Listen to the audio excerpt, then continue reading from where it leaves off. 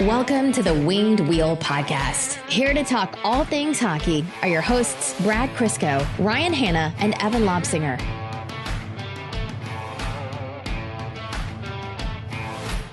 Last time Evan missed an episode, it was our most positive episode in the history of the podcast. And this time, Evan's missing an episode, and it is on the heels of the most devastating loss in terms of impact to Detroit's playoff race this season. It's not going to be like the most negative episode in the history of the podcast. It's not polar opposite, but it feels like this is Evan really putting salt in the wound here. Because not only is he not here to have to cover Detroit losing to Washington in a playoff race with massive implications, he's at the Masters right now.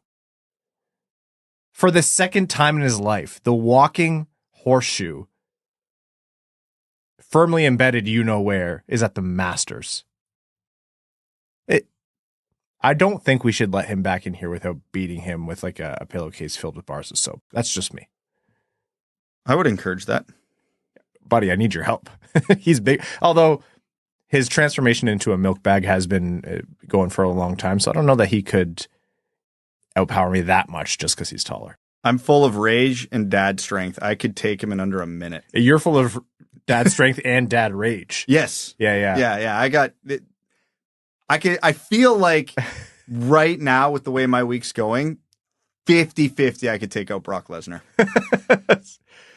For the Red Wings fans who are going to hear this episode, I want you to know, and I don't defend Brad often. I don't like to do it, but Brad and I just had a long conversation about, Brad's current adventures as a parent of a minor hockey player, and it's the minor hockey, not the Red Wings, fueling the fire for the first time. It's both. Oh, yeah. The minor hockey side of things is definitely heavier, but it's both. The Red Wings, man. That was... We accidentally had a full breakdown of what the Red Wings offseason and plan is, like 10 minutes leading up to the episode for no reason. We're not even bringing it up on the episode. No, it's just what we do. We're truly sick in the head. That's how we know we're in the right business. This is just what we do. Anyhow, folks, the Red Wings lost to the Capitals. The playoff race is not over, but there are some serious days ahead and not very many of them left for the Red Wings. So here to talk to you about all things Detroit Red Wings hockey, the world of the NHL, the playoff race, and lots more. I am one of your hosts of the Winged Wheel Podcast, Ryan Hanna. I'm Brad Crisco. And Evan is in Augusta, Georgia. On this episode of the Winged Wheel Podcast, we're going to be talking about Detroit's game against the Washington Capitals, wherein they got goalied.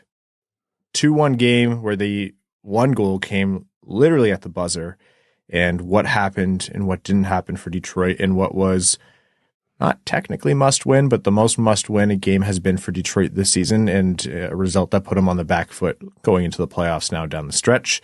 We're going to be talking about the call-up they made after the game and why they had to make that call-up, and the playoff situation currently, what Detroit has to look forward to, and what they need to happen as they no longer control their destiny. And then the news that's been unraveling today, which, very reminiscent of the Atlanta-Winnipeg situation. It seems like the Arizona Coyotes are on the fast track now to move to Utah for next season to Salt Lake City. So we'll be covering how that one's been playing out, what's certain, what's not, and where things are going.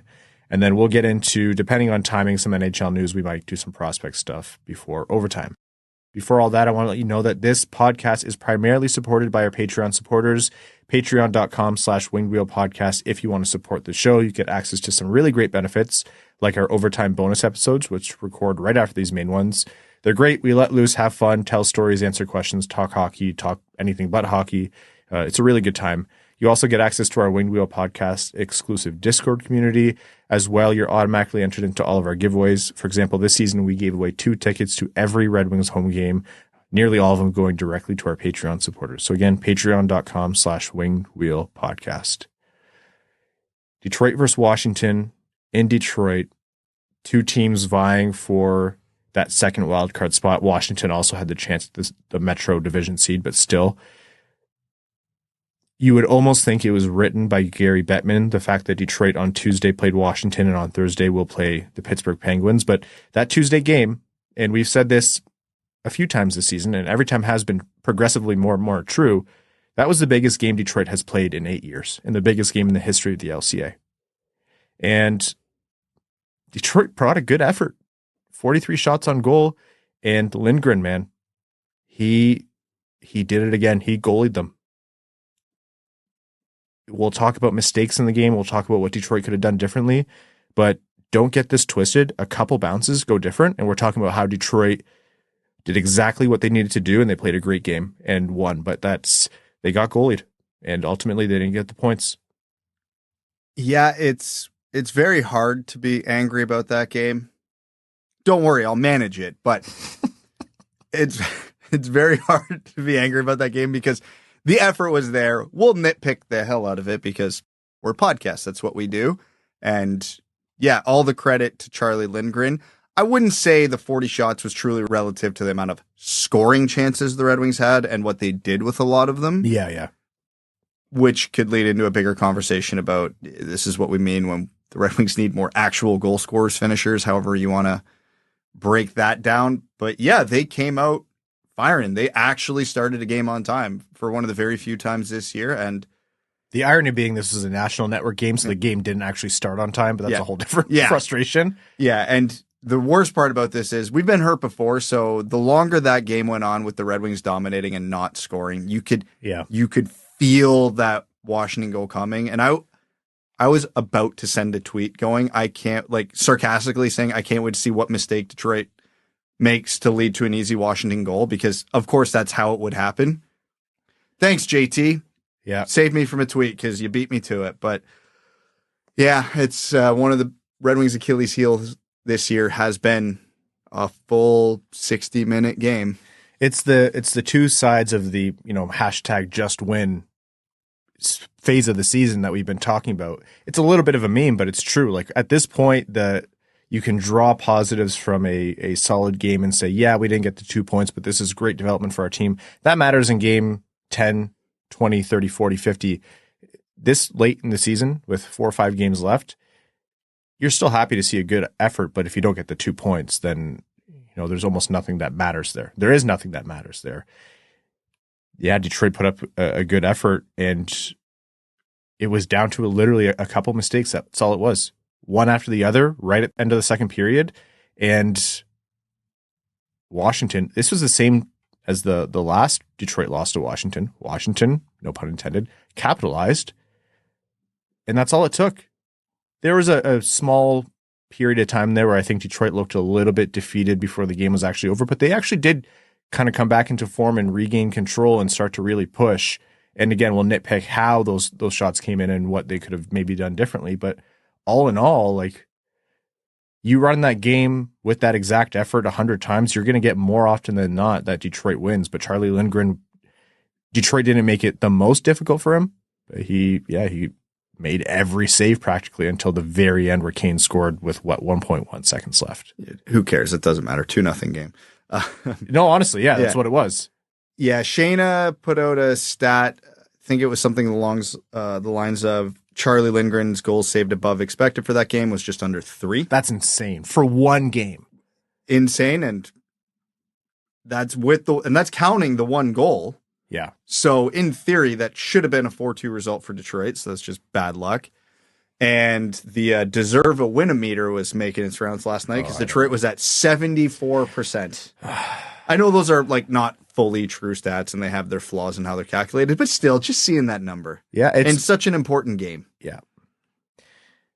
Detroit, all the way up until pretty much when Washington scored their first goal, like that was their game. Washington was on the power play. There was a few broken plays here and there. A few people were screaming that Washington was offside on the play. They were not offside. If you slow it down, it was close, but they did tag up. Detroit shouldn't have challenged. It was a good goal. Yeah, this was the Cale Makar incident where people were confusing the rule online. It was not crossing the blue line. It was possession with a tag up. Yeah. The Cale Makar rule. Yeah. Anyhow, essentially what it was a failed clear by JT Compher up the middle. It got blocked, and the puck went to Dylan Strome, and Strome buried it, and then that was 1-0. And 1-0 with 2 minutes left in the second period. The game's not over. But for Washington to get the first goal when we'd gone nearly 40 minutes without anything, and Detroit had controlled play, shots were like 25-12 or something by that point. It was pretty gutting. And then right at the end of the second period, with 8 seconds left, a turnover off Mo Seider's skates where he, the puck was in his skates and he didn't handle it properly and the puck turned over and he fell, stumbled backwards, which is a scene we've seen a few times. And who else but Alex Ovechkin, for his 30th of the season, set a record for most 30-goal seasons in NHL history, went down and scored. And right at the end of the second period, going down 2-0 into the third after the effort you had,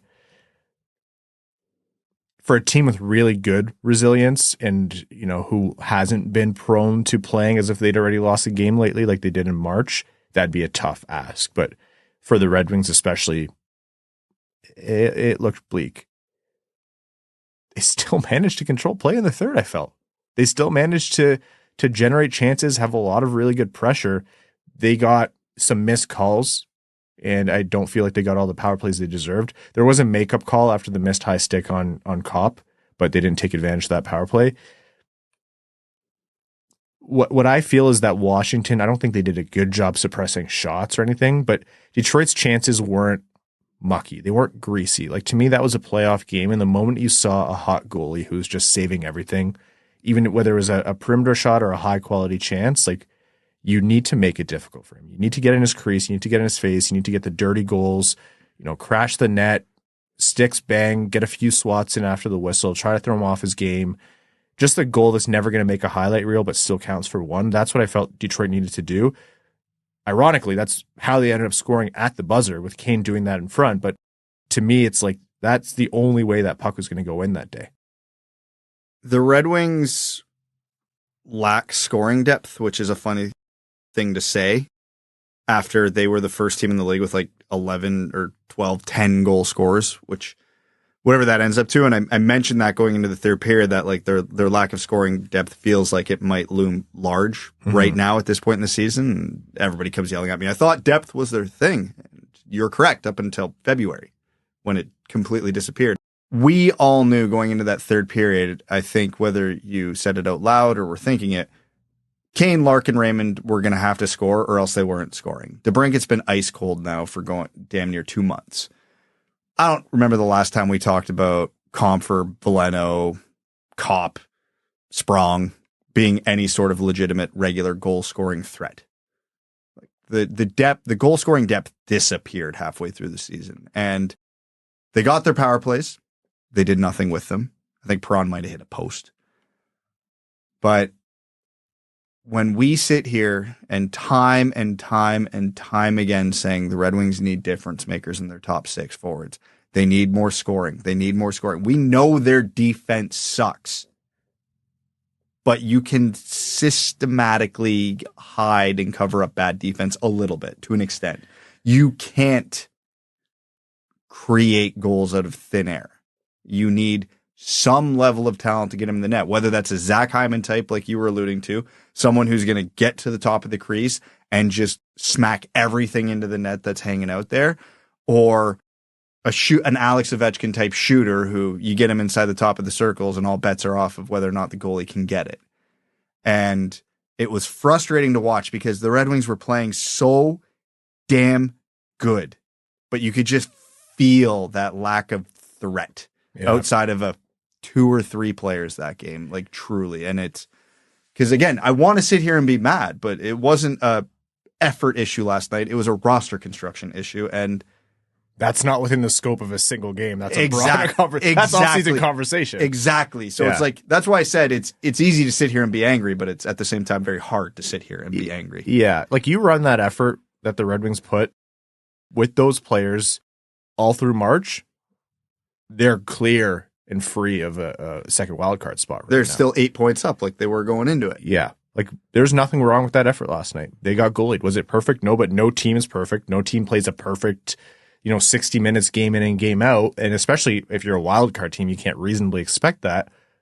They did. I thought they did what they needed to do, and they rose to the task much better than they did in other big games, which is I don't want to say that's all you can ask. Within the scope of just this playoff race, not the broader, what were the real expectations for this team? Those are two different conversations. Obviously, you want the 2 points, but with the randomness and you run into a hot goalie and all the other luck factors that you can't control, the Red Wings did most of what you can ask. So, yeah, you want to see them clean up the mistakes, and yeah, you want to see them get into the dirty areas and high danger zone a little bit more. But all in all, this was Detroit. They ran into a team who, they did this to them before, was really efficient in capitalizing on mistakes. Detroit didn't do a good enough job of raising the bar of offensive opportunities, but they altogether they got goalied. It's such a bummer for this time of year. Like, such a bummer. And this is what sets the playoff race apart, is like moments. The deserve to win-o-meter, the expected goals and all that. I'm not deriding that. I'm not saying the analytics are worthless, but it's when you get into the final moments of the season, it's legitimately the moments of the game. Like, it's 1, 2, 3 seconds at a time. It's who wins a single board battle or who makes that pass that gets through. Like, that's what breaks you free of this bizarrely tight playoff race. So in all, it sucks. I think Red Wings fans have every right to be upset and pissed about it, but it's like when it rains on a sunny day. You're like, it doesn't feel like those two things go. And Detroit put up a good effort against a team that they should have been able to beat with that effort, and it didn't go. They weren't perfect, but I don't think they had to be perfect. It's just the other team's goalie was almost quite literally perfect until 1 second left, where Patrick Kane scored his 20th goal of the season, which was impressive. That small stat, but meaningless. So where does that leave the Red Wings? We'll get to that in a second. I actually want to talk about Andrew Copp. Near the end of the game, Andrew Copp got high-sticked pretty obviously. Like, he was a pretty glaring high stick and went down hurt. He was hurt for a while, stayed down. There's no blood. You know, you already had the brain rot online saying he was faking it, et cetera, et cetera. But no call on the play. And the national broadcast officials expert said, oh, because there was no injury on the play, it's not reviewable. Andrew Copp broke his cheekbone. Like, that high stick literally broke his face. But right, no injury on the play. The referees stared at it, and then they all talked about it, and they decided no call on the play. Now, the Red Wings did get, I think, a little bit of a weak hooking call on Seider after. It was a hook, but would they have called that usually? Probably not. But in my mind, that non-call on the high stick was one thing exactly. That was the referees not wanting to call a penalty in a big moment in a game to try to tilt it, and it was a bad whiff. I'm not sitting here and saying that Detroit with a 4-minute power play would have taken advantage and come back and tied it with 2 goals and they would have won the game. No, you can't guarantee that, and nothing about that game indicates to me that they would have been able to break through Lindgren twice. But in that little vacuum of a moment, brutal missed call. It broke his face. Feels like we've had far more conversations about the refs this year than normal, which is really truly saying something. Yeah, honestly. I'm not sure if that's a result of them being genuinely worse this year, because I don't think that's it. I think this is just a product of us and the hockey collective in general just getting more sick of it. Like, the patience is waning. We all understand game management, and we all kind of want it to a degree. Yeah. Because I don't think anybody wants to sit here and have a game determined because the power plays were 9-1. Like, even if that's the way the penalties go, I don't think anybody really actually wants that. Like that hook on Seider. Would you want to see that called in overtime on a random game? Yeah, no, exactly.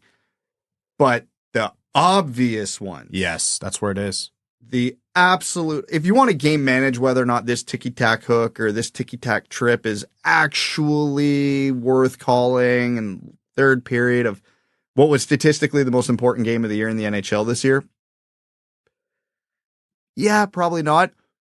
A guy getting a high stick to the face in the third period to the point where it knocks him out of the game, breaks his face, would have been a 4-minute. Yeah, you have to. You have to. Like, especially the automatic penalties. Those are the ones that drive me nuts. Whether or not you like any of the penalties, high stick, puck over glass, shooting an opponent's stick, throwing your stick, there's no interpretation. Yeah. Those are black and white rules. You have to call those. If you want to throw your interpretations on boarding, hooking, tripping, slashing, sure. Everybody's going to disagree with most of them, but we all understand it to an extent. Those are the ones where I look at it and go, you're bad at your job. And I get, let's say they do call a penalty. I probably think the most likely outcome, even if they called a penalty, is that they would only call it 2 minutes, because it's hard to discern an injury. Like, they're not going to x-ray him right then and there, and there's no blood. So that would have been difficult, but it was just such an annoyance. Did it work out in the end where they got the 2 minutes after that? Yeah, you can argue that. Probably that's what happened, but in a game which was frustrating and annoying, that was just like more salt in the wound. Anyhow, the Red Wings call-up was Zach Aston-Reese, and Derek Lalonde cited, they don't necessarily need a center, and that they wanted Zach Aston-Reese for experience rather than Marco Kasper, who would have been a rookie at this point, to call him up at this juncture in the season.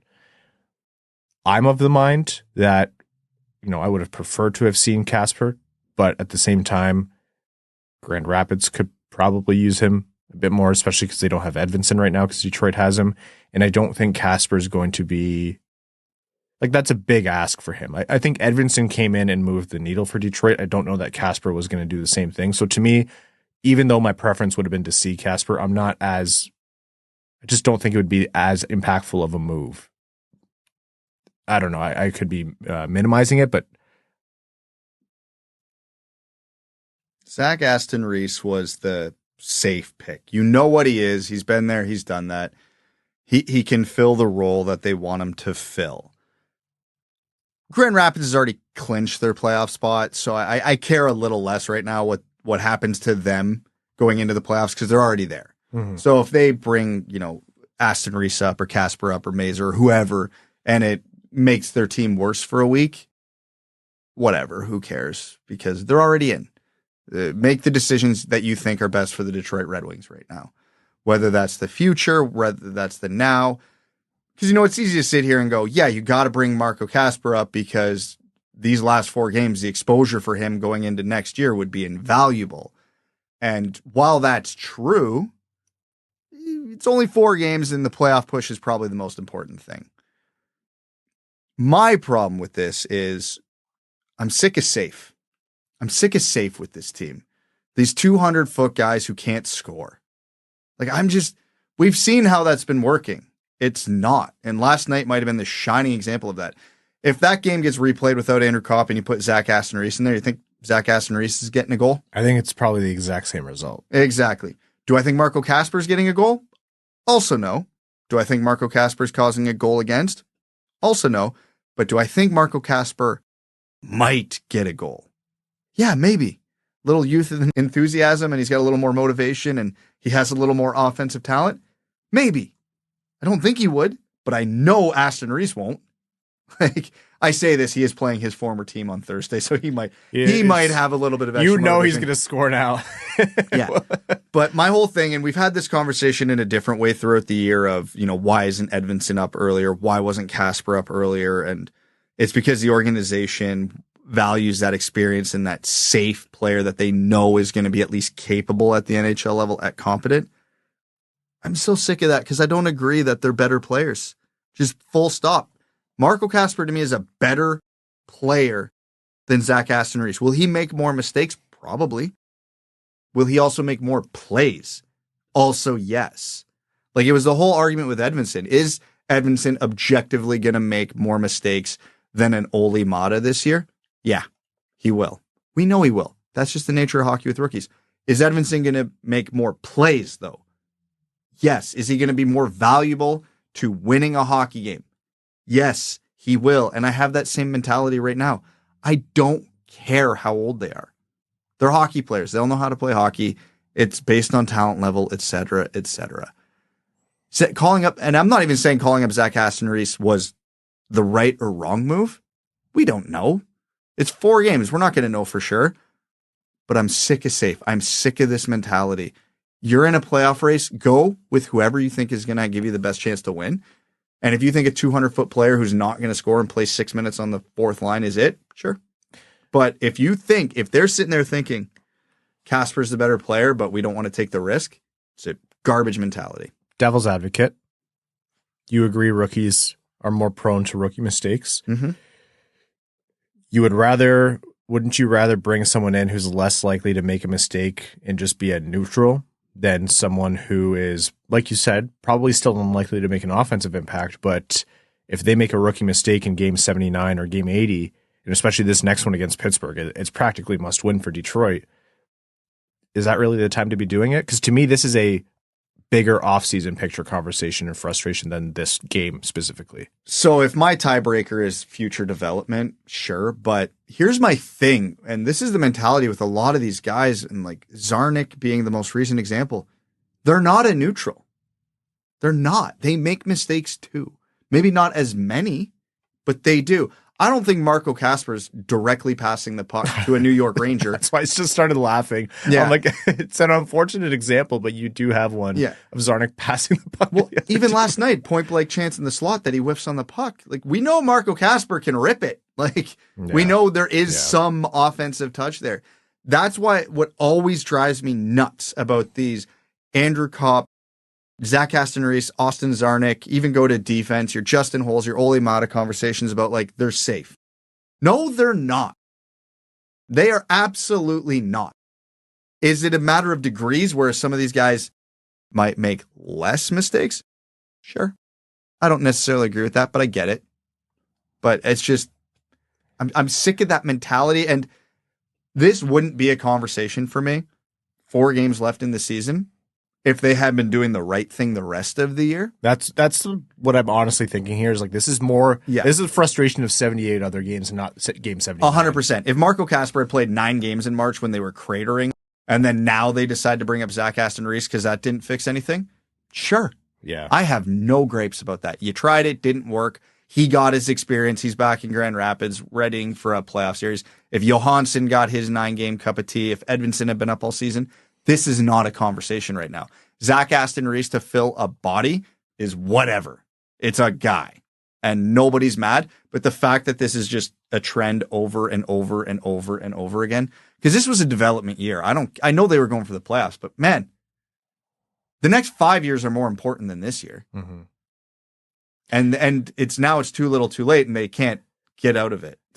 So you lied at the start of the show. You should apologize to the listeners, because you said the pre-show conversation wasn't even going to be part of this show. The pre-show conversation was much bigger than just this. You guys got a little dripping, a little sample. I'm going to move us on from the Zach Aston-Reese call-up, because at the end of the day, there's something much bigger looming, which is Detroit's upcoming schedule. Game 79 is against the Pittsburgh Penguins Thursday night on the road. It's in Pittsburgh, and Detroit needs that one. Pittsburgh is one of the 2 teams ahead of them for that wild card spot. Washington sits in the wild card spot right now, and Pittsburgh is the first team outside of it. Pittsburgh has 84 points, but they have Detroit on regulation wins, 31-27. So really, Detroit's not going to cover that for the rest of the season, because, if they win 4 and Pittsburgh loses 4 to tie, and then Detroit wins the ROW second tiebreaker, well, Pittsburgh's not a factor at that point because they lost their game. So it's irrelevant. But Detroit has the Pittsburgh Penguins game 79 on the road. That is the second of the 2 back-to-back. Detroit absolutely needs to win this game, like biggest game of the year. That's must win, right? That's must win. Mathematically, no. So if you're going to get on me about like, anything can happen mathematically if other teams lose and they the stasis is possible. We've been seeing that for 3-4 weeks now. I know, but in terms of what you probably need to do, like, you have to win that game. Like Pittsburgh, Toronto, you have to probably come away with at least 3 points, and 2 of them have to come against the wild card rival. Yeah. I want to say you have to outpace these teams, because they're going to probably go 3-1, if not come close to winning out like each of them the rest of the season, because of how important those games are. This playoff race keeps proving me wrong on that one. Yeah. But I'm going to take the mentality that Washington and Pittsburgh are probably going to go at least 3-1 or 2-1-1 or something like that. So Detroit has to almost win out. Like, they have very few ins with a regulation loss at any point in these final 4 games. Mm-hmm. They probably need a 3-0-1 to get in at a minimum. And yeah, Pittsburgh is you can't even give them a point. You need a regulation win. Sure, Toronto's a good team. If you can go in and get an OT loss out of that, you might be okay. And then you have to sweep Montreal and still get help elsewhere on the schedule to even get in with that. Yeah, because Detroit doesn't control their own destiny. And I know folks sometimes ask what I mean by that. In sports, controlling your own destiny means if you win, you are in. nothing else matters. And right now, Detroit's not in that position. Yeah, if Washington wins out, the rest of these games for Detroit don't matter. Yeah, exactly. So Detroit upcoming, like I mentioned, they have the Pittsburgh Penguins on Thursday night on the road, and then also on the road on Saturday night against the Toronto Maple Leafs. That's probably going to be Hockey Night in Canada, now that I think about it. And then Sunday we'll be back with you to review those two games. And by that point, we might know realistically what's going to happen in the playoff race. And then Monday and Tuesday is a home and home. So first in Detroit, and then the next day is in Montreal, both against Montreal, who's not a factor in the playoff race, so not as high stakes as the Pittsburgh game, but depending on where they're at, they might need to take 4 points. Maybe 2 will do it. You don't know. The standings right now, the Washington Capitals moved themselves into that second wildcard spot. They have 85 points in 78 games played, so their max points is 93. If they win all 4 of the remaining games, they get 93 points. First team outside of the wildcard spot, Pittsburgh Penguins, they're tied with Detroit, 84 points in 78 games played. They have 4 more regulation wins, and that's the first tiebreaker. Their max points and Detroit's max points are 92, so 1 fewer than Washington's. The third divisional seed in the Metro, which is relevant because that's also what Pittsburgh, Washington, and the New York Islanders, and technically Philly, are contending for. That's the New York Islanders, 87 points in 78 games played. Their max points is 95. They've done well recently, 7-3, and they have a little bit of separation there. It's not guaranteed, but they have a little bit of separation. It's a shame it's the Islanders up there because they have the same amount of regulation wins as Detroit, 27, so Detroit could potentially win that tiebreaker if it came down to it. But instead, it's them up there, and Washington has 29 and Pittsburgh has 31. So the two teams who are currently down in the wild card race, Detroit wouldn't have on the regulation win tiebreaker. Philly has 3 games remaining, 83 points, so their max points is 89. They have just cratered. The only thing saving the Red Wings from how monumental their collapse is the last 2 months is somehow Phillies was worse. Phillies was worse, and other teams sat on their hands. Like, Washington was let back in this, but they also could have run away with it for a long time, and they didn't. Like, Phillies was worse, and no one else has really done anything impressive. It's not like, oh, Detroit sucked compared to... It's like, no. Who's the only impressive team right now? What Pittsburgh's doing? Islanders very recently. Even Islanders had a bad stretch in there. Yeah, this is an embarrassing playoff race, and the Red Wings are among the worst culprits of it. So that's what Detroit has. It's not bleak in terms of the numbers, but they're going to need help. Like, they're going to need a result against Pittsburgh. They're going to need a result against Pittsburgh, and other games that night are going to need to go their way. If any of those other teams, like if Washington wins out, it's done. If any of those other teams... If Pittsburgh wins out, it's done. Like, you'll need 2 of those teams to falter. It could be the Islanders. They could drop out. They could just completely crater. But, you look at how many points Detroit has as a max. Their max now is 92. The Islanders need 5 more points. If the way I'm looking at this realistically, if the Capitals lose 1 game and the Red Wings win out, they're in. Mm-hmm. That's the likely scenario to get a playoff spot here. Yeah. Not the only path, but it's the most likely path. There's a lot of conflicting views, and I say this on every episode, but I do feel like it bears repeating. I will never begrudge a Red Wings fan who is upset about missing the playoffs, because even though I think it's 2 opinions that you're allowed to have, they're not mutually exclusive. You can talk about the fact that this team is about where they are at expectations, like the levels that we thought they would bring this season and where they would end up. Totally. We say that most episodes, like, hey, it's really cool. It's April 10th and we're talking about, game 82 is probably going to be important for Detroit. That's huge. That's better than what we expected, even in terms of like a one of the better outcomes for the Red Wings this season. But to me, you're still allowed, as a fan who pays money for tickets and merch and who spends time following this team, you're allowed to be frustrated in the moment of, hey, this playoff race, they lost that crucial game against Washington, or like, hey, they made the playoffs and I don't care if they're not favored against the Rangers and they get swept. It's just exciting for it to be back.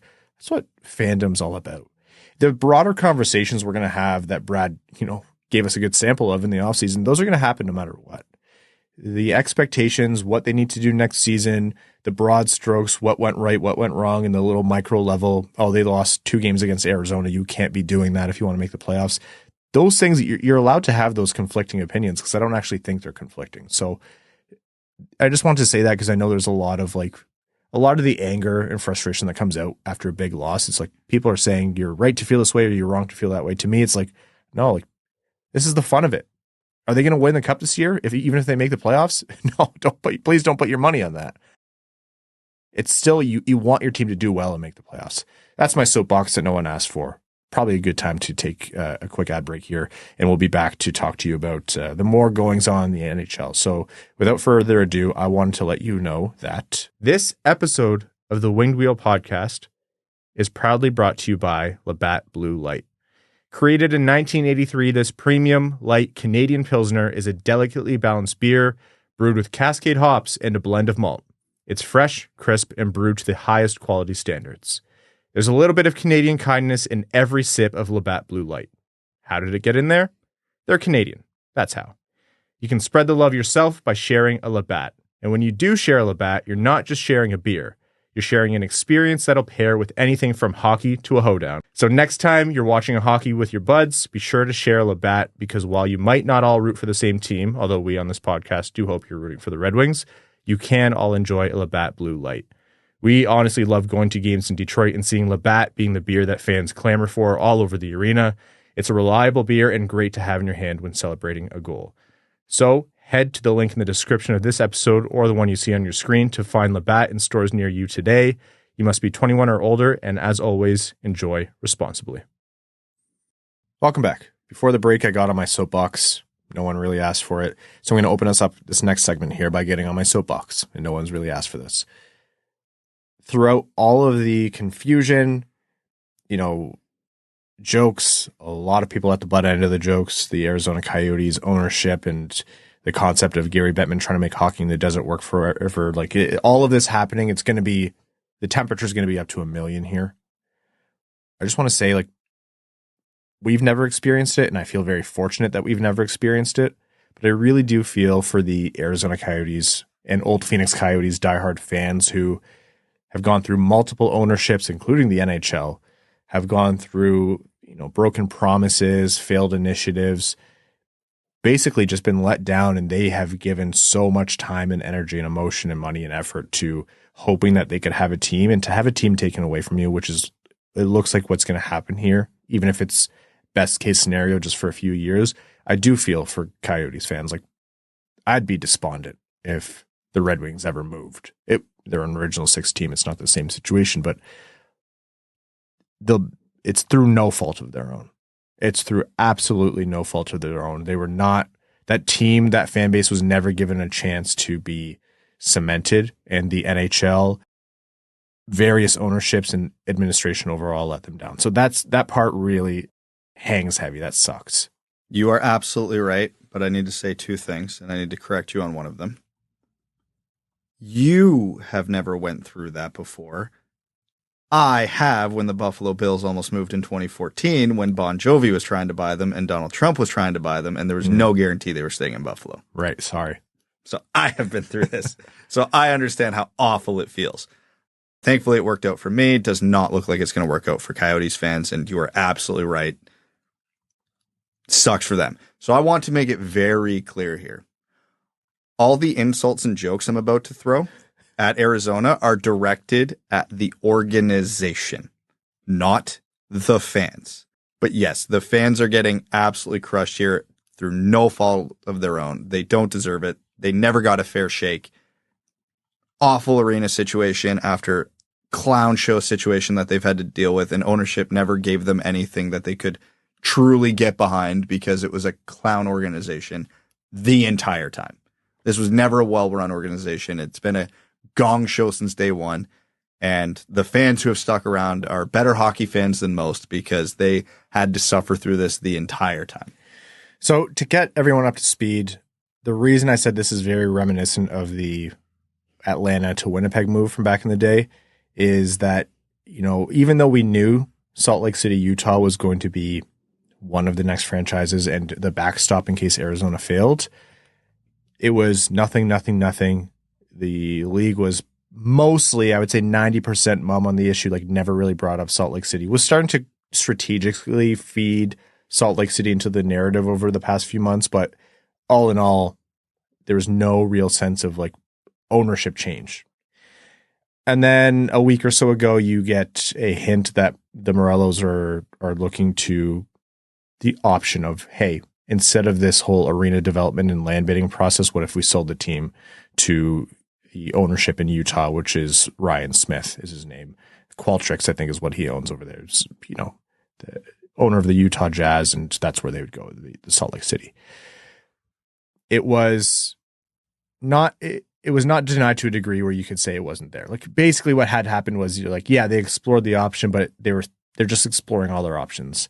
And then today, April 10th, the news came flooding out. Everyone all at once is like, hey, the NHL has a contingency schedule in case they move to Utah next season. Oh, that's fast, because previously the thinking was they were going to wait until after this land bidding process, which would be the end of June. And by then it'd be too late to move them. So the NHL has a contingency plan. Okay, great. We all kind of assume that. 5 minutes later is the NHL has potentially started brokering an agreement between the Coyotes and the Utah ownership. And then it was players have started to receive some vague statements about what it would mean to move. And then it's, hey, this could happen as soon as like April 18th or something like that. Nothing is done. Ownership change, like that's a big thing. There's a ton of lawyers, a ton of moving parts. The board of governors at the NHL needs to approve all of this. The I's and the T's are big and plentiful, and nothing's guaranteed, but there's a lot of momentum towards this. And when you see smoke in a forest, there's a fire. And if you're driving up to the forest and like the first 10 trees you see are on fire, there's probably a forest fire. And that's what it seems like here. It seems like the process is the NHL just doesn't have the confidence in this arena development situation being tenable in the interim, because they'd have to play at Mullet Arena for 3 more seasons, I think it is. Yeah, and that was one of the sticking points mentioned today. And that, like, I don't blame the NHL for not wanting that. Basically, the Meruelos left it too late for this to work now. Now, there's other stipulations in this.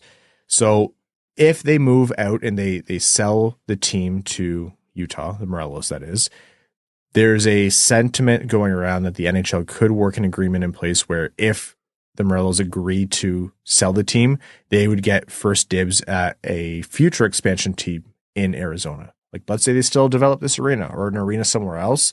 Once that's all in place and done as a certainty, you don't have an NHL team like playing in a parking lot, then they can get first crack at an expansion team. The details of that obviously aren't decided. That's not actually a done deal. None of this is a done deal yet, but I could see that as a way to kind of move this forward because it's a lucrative operation. Meruelo is going to make $600-700 million off the sale, because the thought of settlement here is that they're going to sell the team to the NHL for $1 billion. He bought it for $300-400 million around there. And they're then going to sell it to Ryan Smith in Utah for $1.2 or $1.3 billion. So essentially they're still getting somewhat of a expansion or relocation fee, and Meruelo cashes out. He's happy. His wallet's full. So he's not then going to sue the NHL for pushing this whole process forward. But that's the spider web we're looking at here. Yeah, and this is the first part of this entire stupid process that actually makes sense to me from all sides. Because if you're Meruelo and you really want to own an NHL team, the getting the first crack at expansion makes sense. Because if over the next 5 years or whatever, you can secure a land deal, you can build an arena, you're not playing at Mullet Arena in the meantime, perfect sense. You're not, again, I like the way you phrase that, playing in a parking lot waiting for this to happen. Mm-hmm. Utah gets their team, just like they've stated they wanted. The NHL gets their money. The owners can spread that in.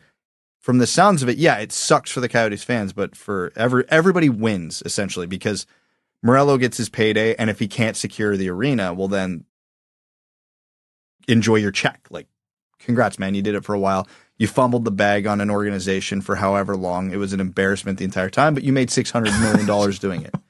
I wish I could trip and fail into $600 million, but good for you. Goes to show in life, all you need to make money is have money. The only stupid part about this is that it took this long to get here.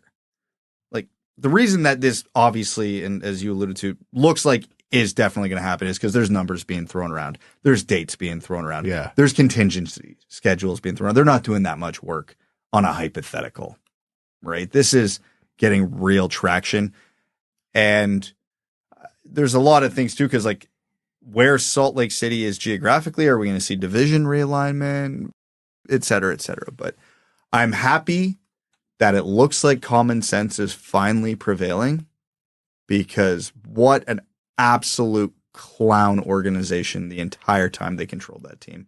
My God, it was just failure after mistake after hilarious, I don't even know what to call them anymore, incidents. Their Twitter feed needs to die. It's the owner's son was going on. I know. There. Someone take away his internet. My God. But finally, common sense is prevailing. The funniest part of all this, and I really do believe this, I am more confident now in the future of hockey in Arizona than I ever have been. Yes. Yeah. This organization was a complete and utter failure from day one. We're going back to the 90s. At no point was this ever stable. At no point was this ever successful. The Coyotes as a team sucked the entire time. Like a conference final was their big year. Why? Garbage management, garbage ownership. The entire time. Wipe the slate clean. And yes, I agree. If they come back with an expansion team, they're probably better off. I used to think that the Bettman really pushing toward wanting hockey in the desert. I thought it was a fool's errand. I was a big Quebec City guy. I was a big, get hockey back in the markets with rabid hockey fans. And I still do. Like the person in me who does not care about the money or the business and just cares about the sport and the competition. I would still love that in a perfect world. It's not the society we live in. Watching how much money the league made off of the expansion fees, watching how hockey is taken off in, Vegas, watching, hockey in Texas is a thing to the point where I think they could support a second team if the right ownership was there.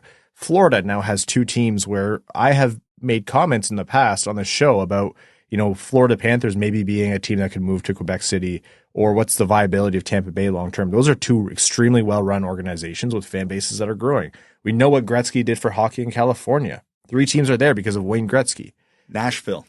Like, it makes sense financially, business-wise, and for the growth of the sport, which I genuinely believe to be the greatest sport in the world, to put it in front of people, even if their climate and their culture is more towards football, basketball, golf. Like, you put a good product that is a solid team that fans can come to and rely on and not think that they're going to wake up and move one day, which is literally what's happening to Coyotes fans right now, they're going to rally around it because hockey's the greatest sport in the world.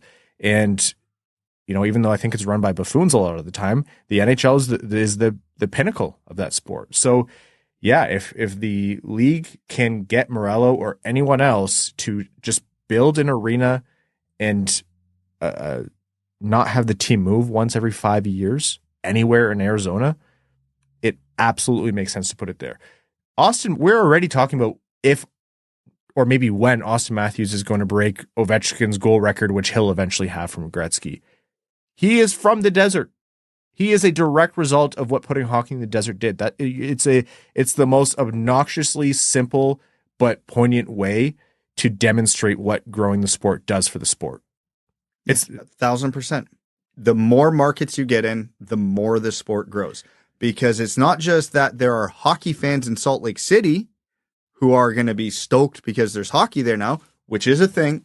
But there's going to be tons of Utah Jazz fans who are going to be like, what's all this about? And that's a very well-run organization. So you have a lot of loyal fans who are going to take the leap of faith and try the new sport. Yeah, and the reason it never worked in Arizona was there was never a good product or even a viable arena put in front of them. Like, let's not forget, for most of their time there, they played an hour outside of Phoenix.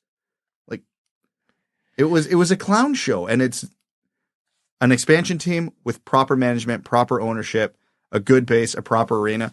I think it could thrive in Arizona, but they've never had the chance. And that's why, to me, it was absurd that it took this long to get to this point. So yeah, you want to give them first crack in an expansion team? All for it, but get them the hell out of there now because this ain't working.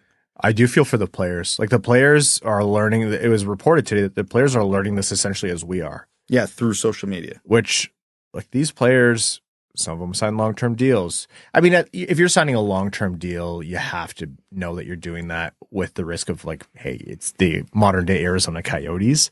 But it still sucks. You got to uproot your family. You got to move homes. Arizona's a great place to live. Like, Utah is, like, I think people are going to be very surprised to how much players and teams and businesses love Utah. Like, it's one of those up-and-coming, underappreciated places as, like, California, Texas, Florida kind of get overpopulated and people are flocking there. Utah is that next frontier in my mind. But it's the players are going to have a hard time with this, and you don't blame them. And I wonder what the NHLPA is going to do here.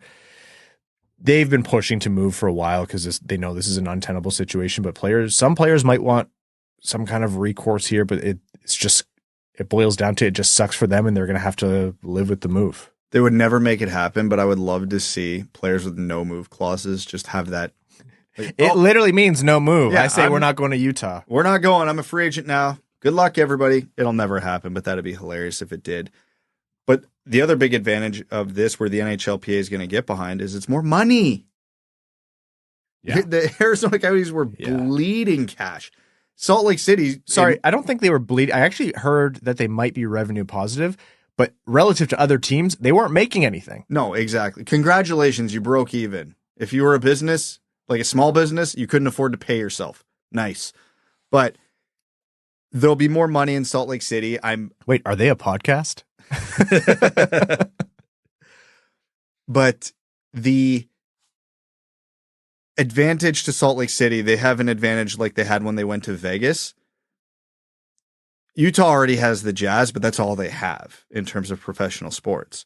The NHL is getting there before the MLB, before the NFL. They could get a really big foothold in this market before it gets wiped. That's why the Golden Knights were so successful, on top of being a good team from day one. But they were popular from day one because they were Vegas's first professional sports team. So you don't necessarily need to get into the Houstons and the Kansas Cities to be successful, where there's already a ton of competition. They're going into a market that's, I think, going to fully embrace them because there's not much else there to embrace in terms of professional sports. This is like a pipe dream because we are so far away from that, and God knows we're going to get hit by an asteroid before us three can ever do it. But in a world where this like thing that we're doing really takes off, when we can start to travel to different markets, Salt Lake City would be a sweet place to go. That'd be awesome. Did you see, I think it was Ian Mendez had a piece on Salt Lake City as a potential future market, which oh God, what a great timing for a piece that he wrote on The Athletic. But the room, where the visitors' dressing room that Canada played in when they won in 2002, Steve Yzerman signed the wall when Canada won the gold medal, and you currently have to move a shop vac to see the signature on the wall. Like, it's being used as like a janitorial storage room or something like that. It's just so funny. There's some sort of tie-in to the current Red Wings with that joke. Someone fit way funnier than us. Yeah, it's there. I just can't find it. Yeah, probably better for the show. Anyhow, we'll see how it plays out, what's actually settled. I mean, it's not guaranteed, of course. Lawyers can screw things up. It's happened before. And also, the one thing we've kind of glossed over this, Alex Meruelo, so far in his tenure, has been a terrible owner, and from some reports, a terrible person. When you factor those two things, nothing's ever a guarantee. Yeah, don't bank on rationality here. Although, two things you can bank on. The biggest winner is billable hours from lawyers, as you mentioned, Brad. The second is money talks. Does not matter how good, bad, morally bankrupt, or morally superior you are, like, money will talk. And I think if he sees a profit, a way out of all of this, where he gains over $500 million, well over $500 million in profit at the end, with the option to then once again get another lucrative venture, which is a professional sports team, oh boy, is he going to take it. Like, the last point I'll make here is, it has to be one of the most lucrative things you can do right now, is owning a professional sports franchise in a major sports league. Like, if you can get in, it's kind of pay whatever it costs. If the expansion cost that you were expecting was 1.1 and all of a sudden it's 1.35, you are not going to see a billionaire blink at that, because look how much money they're making hand over fist. Do I care? No, I don't care about billionaires' money. I don't even care about millionaires' money. When we talk about players getting compensated, I care about the cap hit. That's it. I'm not them, so I don't. It doesn't affect the average fan, listener, whatever. But you are going to see this kind of fight for ownership in a way that's going to make. If you followed the NHL in the 80s, 90s, early 2000s, you're going to be like, "Wow, I remember when the Coyotes could have been had for like $20 in a rented ice pad." Anyhow. All right, let's get into a few other pieces of NHL news before overtime. We'll save the prospect stuff. We'll spare you. Brad, in your opinion, 70 goals or 100 assists, which one is more impressive? 100 assists. Really? Yes. Look at how many times it's been done in NHL history versus 70 goals. The list of players who have recorded 100 assists in a season. Wayne Gretzky, Mario Lemieux, Bobby Orr. End of list. It's a lot of assists. It's a lot of assists. In my opinion, being an elite playmaker is harder than being an elite goal scorer. Ooh, that's a spicy take, Brad. And this is coming from a guy, I'm primarily a goal scorer. But that's kind of why I have that opinion, because I realize how hard playmaking is, especially at that pace, that level, having that vision. That's hard. Anybody can shoot a puck. Not everybody can. Respectfully, you don't know what I'm capable of. Fair.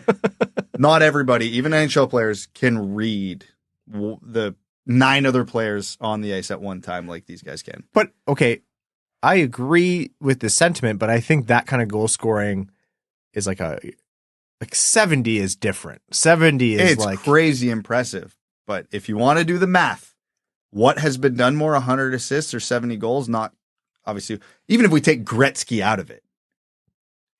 Solani, McGillney, Hull, Esposito, like it's been done by players not as impressive as Gretzky, Lemieux, and Orr. Man, it's close. This Hart race is going to make people. There's going to be wars. Matthews isn't even going to be a finalist. That's sick. That's messed up, dude. That is messed up. And the what's messed up about it is he's not even going to be a finalist, and I'll agree with it. Yeah. You could honestly make a case. Like, I wouldn't say it's a good case, but you could honestly make a case for leaving off McDavid. You could. I wouldn't. But I wouldn't. To me, McDavid's going to fall short of Kucherov and MacKinnon. I'm in a different camp than I think most. I think the heavy betting favorite right now is MacKinnon, and we know how awards voters are, and when someone's due, they're going to get it. But yeah, like there are so many people. This is actually like, I know we keep talking about the Red Wings and like, wow, what a close playoff race. But in terms of the NHL, not that it was a good thing for the league that McDavid was hurt and was playing injured for a little while there, but it did allow for these conversations and for people to really realize, you know, I think McDavid's still obviously the best player on the planet, but MacKinnon and Kucherov and other players, like, it's not as if they are schlups compared to him. Like, they have elevated their game. And you know how Nathan MacKinnon is. Like, that guy, I'm not trying to make a pun based on his name, but he's a dog. Like, he is one of the fiercest competitors. You know he's looking at that Art Ross race. You know he cares about the narrative of who the best player in the world is. That drives him. He is playing at a sick level right now. And all that Matthews, if he scores 70, is not going to get that's messed up. The only thing that kind of takes the fun away from this all is McDavid's hurt as we speak. Yeah, which is a bummer at the end. Yeah. I do like to see, like, I'm a fan of just seeing how high can you push this thing? How much can you break this record? Yeah. So he might not hit 100 assists because he might not have the games to do it. Yeah. Although Kucherov might do it now. Yeah, he's not far off either. Did you see the other day where Korpisalo's eyes were blinded when they were playing? Hilarious. I'm actually mad at Washington for not utilizing that more. That was absolutely like an usher or something who was just like opening a curtain at the right time. Yeah. With the sun. No way they did it on purpose, or else it would have happened way more times than this. No, I think they might have. That's very old school, right? Like, I love it. Well, there's a million stories like that where you get home ice advantage through really stupid ways. Come on, Washington, do it more. Yeah. Ovechkin's on a 2-on-1. Have an usher standing there. Open it in the middle of the play. Oh boy. I also need to do a call out. I got a DM a while ago, and I've been really bad at checking my DMs and the message requests recently. And it was from Josh from Raleigh. And he said, hey, someone you should look out for is Chatfield from Carolina. as a potential right-handed D solution for next year. And so he actually got to it first before I said it last episode. So Nice.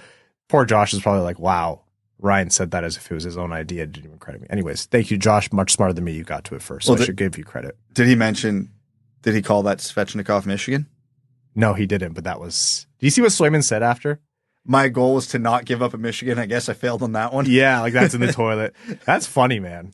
I love it. Svechnikov's like, he's nasty with that. Oh, it's sick. I love that it hit the back bar so hard, too, that it popped out. Nobody knew it went in, so they had play kept going, and they had to hit the horn.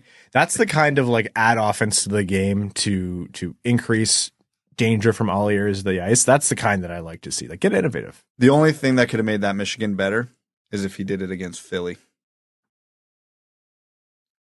Why? Tortorella. Oh! I had not even considered that.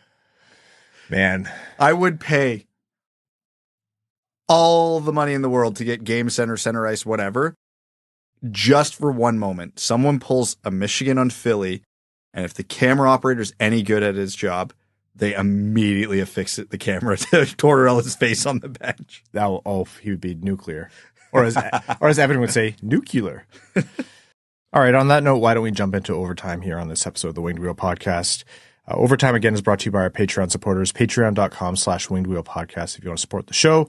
The benefits you get, the Discord community, which is Patreon exclusive, fantastic community. You also get access to our bonus overtime episodes, which record right after these main ones, and you're automatically entered into all of our giveaways. Again, we gave away 2 tickets to every Red Wings home game this season as an example. You allow us to produce this show as well as the show Expected by Whom, hosted by Prashant Iyer and Sean Shapiro. As well, you allow us to support the Jamie Daniels Foundation through our charitable initiative. So again, patreon.com/Winged Wheel Podcast. Some questions here from our patrons. Jake Iatru says, the Wings seem to be very inconsistent. Motivationally speaking, within the past month, it feels like when they start losing, they fall into a mental hole. What moves during the offseason, internally or externally, would help with this? Oh, man. That's one of those subjective ones because the answer here would be leadership, veterans, but that hasn't worked. I think you try to bring in guys who have done that before, and you've seen the Red Wings be better now than they were in the past, and that's because of the Perron types. That's true. What will bring them to the next level? Like, you can bring in all the Perron types you want, but if the players who are actually your best players can't figure that out, like they're not there yet, the only way you can get them there is through experience. So next year, really, Larkin should be better at this. Raymond should be better at this. You hope DeBrincat should be better at this, which is a big ask because kind of this was the red flag with DeBrincat when they brought him in.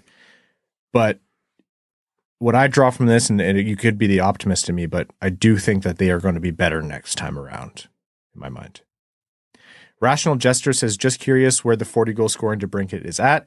If he's not going to score, dude should at least win a board battle every now and then. Hated the trade, and it reeked of desperation to me. And when can we start bitching about how we need real talent and won't acquire any without top 5 picks? Every year, other teams acquire real talent while we slowly become Minnesota. How's the rebuild going, you ask? It's a frickin' joke. So I understand the frustration with DeBrincat. Like, we knew this would be the risk with him being incredibly streaky, but if you're a goal-scoring talent or a playmaking talent, and I think his playmaking has been not as invisible as his goal-scoring, even if you are streaky, this to me is like you're too talented of a player to go cold this often. You are. And especially in this stretch. Shoot the puck, dude. Like anything. Show a bit of desperation. Nobody will judge you for it. We're kind of hoping for it, actually. Fire everything. Bend that stick in half like your Brett Hull. Fire everything. I miss when he would miss the net because at least he was shooting. As long as the lines are being jumbled and, there's the injury to Larkin, he's missed, 14 games this year and all that. Like, it's going to make it harder for players who are talented but not play drivers like Alex DeBrincat, but you have to find a way to get through. And organizationally, I agree. The Red Wings have to go find talent because you can see you have talent there and you can unlock it, but you need to be adding more. It's the rewards are going to be beyond just that, like one player you bring in, for example. We shouldn't have to have conversations about which forward is going to get sewered by going to the second line because they're on an island.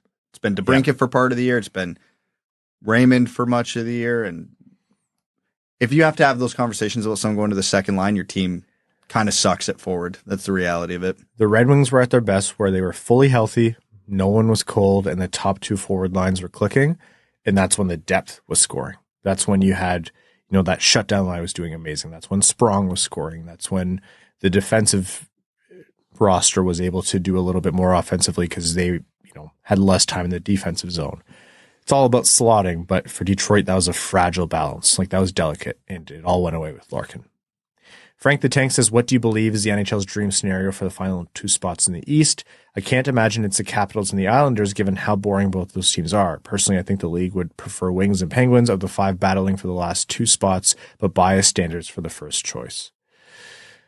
The league wants Detroit in, I'll tell you that much. Money-wise, they would, if the league could handpick, they'd pull Buffalo up, probably. Buffalo and Detroit would get the last two spots. Yeah. The Islanders and the Penguins, they've had their time. I think they'd want the Flyers in, too. The Flyers would be good. Flyers, it's always good for them to have the Penguins in. The Penguins are big money, as long as you have Crosby there. Well, when that's a fan base that doesn't show up when they're bad, so I'm sure the NHL's very nervous about what the next 10 years might look like in Pittsburgh. Yeah, and it's not. It seems almost like a silly statement, but they've not been bad since the Crosby's first year. They had a very small window between when Yager left to when Crosby got there, and Lemieux was kind of on and off, where they were really bad for, I think it was only 3 years, and the friggin' team almost moved. Yep. I will defend a lot of fan bases that I dislike. Like Bruins fans, those guys show up. Leaf fans, Montreal fans, they're annoying as all hell, but there's a reason they're the two most popular teams in the league. I'll never defend Chicago and Pittsburgh because when those teams went in the tank, the fans disappeared. Chicago had some brutal ownership. That was awful ownership. Yeah. That was awful ownership. That I will give you that. But that's the one thing with Detroit. We have been awful for, I know the playoff drought, but really they've been bad since 2014. People are still showing up. Yeah. Mick Wink says, what are your thoughts on the futures of Grand Rapids prospects Elmer Soderblom and Cross Hannes? A couple of years ago, they both seemed really promising, but lately have fallen out of the next man up conversations among the forward core in favor of Kasper, Danielson, Mazur, etc. Well, Hannes has spent almost the entire season in the bottom six in Grand Rapids, and if you're in your second or third season in the AHL and you are not even cracking the top six at that point, it sounds cold. You're not much of a prospect at that point. He has the talent, but it's not clicking. He might get a cup of coffee at some point, but yeah, he'll never be an impact player for Detroit if, you had to ask me. Soderblom still has the very intriguing package in terms of size, skill, etc. Still hasn't seemed to fully come together in a way that makes sense. Mm-hmm. If that statement makes sense, what is he going to be and what is his ceiling? I still think there's a path to the NHL for him, in albeit likely a third or fourth line role, but I could still see him being a regular in the lineup. Hannes, I have a tougher time seeing because he doesn't have that niche, that, it factor that Soderblom has. Clint Benesh says, in honor of being goalied by Lindgren, what are your favorite goalie nicknames? A few of my favorites from my youth are Felix the Cat Potvin, Cujo, Curtis Joseph, and the Bulin Wall, Nikolai Habibulin. Bulin Wall was one of the first ones that immediately came to mind. Cujo's a good one. Dominator. The Dominator is the classic. Yeah. When my brother and I played hockey in our basement and one of us would wear the goalie pads, whenever we would always either come running out of the net or stack the pads, and you'd always yell Dominator. Yeah. They're two underrated. These are all from the 90s. Wonder if that's a coincidence or not. Two underrated ones. Godzilla. Who's Godzilla? Olaf Kolzig. Oh, I forgot about that. Godzilla. Loved that one. And let's not forget about the net detective, Jim Carrey. Oh. Eric Asmus says, I had this crazy what if pop into my mind last night after the game. Would you rather re-sign Kane in the offseason or trade for Zegras? Cap dollars might be pretty similar. Zegras. Tiebreaker. Kane's a better player, but you could get a decade out of Zegras. What about... But you have to trade for him, though, right? Yeah. Don't care. We have more picks and prospects than we can ever fit into the roster. All right, a couple more here. Griffin's fan and Big D says, hey, gents, longtime member, first-time commenter. 2 questions. Is it wrong to wear my Griffins jersey into any other NHL team's barn? It's acceptable if the Red Wings are playing. It's not as egregious as wearing another NHL team's jersey that's not playing, but it's still it's weird. You shouldn't get kicked out. Like, I don't think you should be blasted for it, but it is a little bit of a faux pas, I'll say. It's a sweet jersey, and you'll probably get compliments on it, but just because it's AHL. Like, sometimes I see, like, I don't know, but even if you see like an SHL jersey, it's probably like a Seider jersey or something, so it's different. It's not the worst thing, I'll say. You're not offending anyone. As long as the Red Wings are playing. Secondly, is it worth looking to having my number 77 Svechnikov restitched into a 77 Edvinsson? Oh, yeah. In my mind, hell yeah. Absolutely. Locker Boxing Legend says, I know this has been retread quite a bit, but what are we feeling in terms of Kane re-signing after the season? Do you think us making the playoffs changes anything for that chance at all? Doesn't hurt. It would help. In terms of what we want and what the team would want, yes. Big thumbs up. And what Kane would want, I don't know. Like, the fit's good, but if he's really, really, really cares about winning more than the fit, and you just don't know what Kane will ultimately decide on. He scored 20 goals. He's a point per game player. Like, other teams are going to give him an opportunity now and pay him more money. Detroit took the risk, and they took the proof of concept. And they showed other teams that he can do it. So now you might get a top end team who could potentially win a cup next year offer him that. And you just don't know how that's going to affect him. The fit here is phenomenal. It's great. You can't guarantee that you can replicate that everywhere. Money in turn might change things, and I don't know. Detroit might have some competition on this one. All right, one more here. Last one, Dominic Belvedere says, you guys have said this ad nauseum. The Wings obviously have a flawed roster, not enough top-end talent forwards, and inconsistent middling at best D, and overpaid vets that are supposed to help you. Games like these being a non-factor. What are the priorities for the offseason, and how much can Yzerman accomplish with what he has to work with? I hope a miracle happens and we see the playoffs at the LCA this year. Let's go Red Wings. This is like, the big answer will be tune in all offseason. But my summary is focus on freeing up the cap space you need to make the right moves down the line. And that starts with Seider and Raymond's contracts. You're going to have to spend capital, prospects, picks to maybe make some moves. It's a knot, but it's not a tight knot. Like, it's not undoable. It's a little bit unseen to see, teams go in with a ton of rookies next year and pay to get rid of a bunch of contracts, but it's all doable. Like, it's not impossible. Through buyouts, you incentivize trades, encourage retirement or something. Like, it's possible. Detroit could, take a step back and bring in rookies and actually be better next year in my mind. I agree. Skill and youth should be the focus on what they're bringing into this team. I don't want another 28-year-old signed to a 5-year deal. I don't want another 30-plus-year-old signed to anything more than a 1-year deal unless your name is Patrick Kane. I agree, and I know I was talking about it in my manifesto before the episode, where I think this team could get younger and actually get better, because the whole misconception of a veteran journeyman being good is a myth. A lot of them suck, and the Red Wings are saddled with so many veterans that they won't be able to move. They won't have a veteran problem next year in terms of quantity. So get more skill and get younger. Yeah, because then that actually makes you cheaper. The second part makes you a cheaper team, which is good. Mm-hmm. All right, we're going to wrap up this episode of the Windwheel Podcast and record our Patreon exclusive. Thank you all so very much for tuning in. Thank you to Labatt Blue Light for sponsoring this episode, and to all of our listeners, new and old, for tuning in. If you support us on Patreon, we can't do this without you. And if you want to support us in other ways other than Patreon, leave a rating wherever you get your podcasts, Spotify, Apple Podcasts. Give a thumbs up on YouTube and subscribe. And if you want to join on Patreon, patreon.com/wingedwheelpodcast. To all of our name level supporters, we thank you. Arjun Shankar, Yves Bartels on behalf of the Sarah Grand Foundation, Aikfer, Samuel Soderholm, Icon, Brad's Lord and Savior Bradley Cleveland, Glenn Brabham, Cronner's Left Knee, Ashley Van Conant, Keenan O'Donohue, Yanni Burgers, Meals on Wheels, Matthew M. Rice, the most important game in the last 8 years so far, Admiral Matt S. of the Cheesebag Navy, Carl Brutana Nanaluski, Carl Provy, Citizen High Five, Clip Clop Nene, Connor Scovey, Craig Kibble, Denny's Gamer Girl, Derek Enstam, Seider, Dickens, formerly Marlon Winchester. DJ Denton, God Creatives, Give Blood Fight Probert. Have you ever drank Bailey's from a shoe? Hockeytown Love, Hockeytown Matt.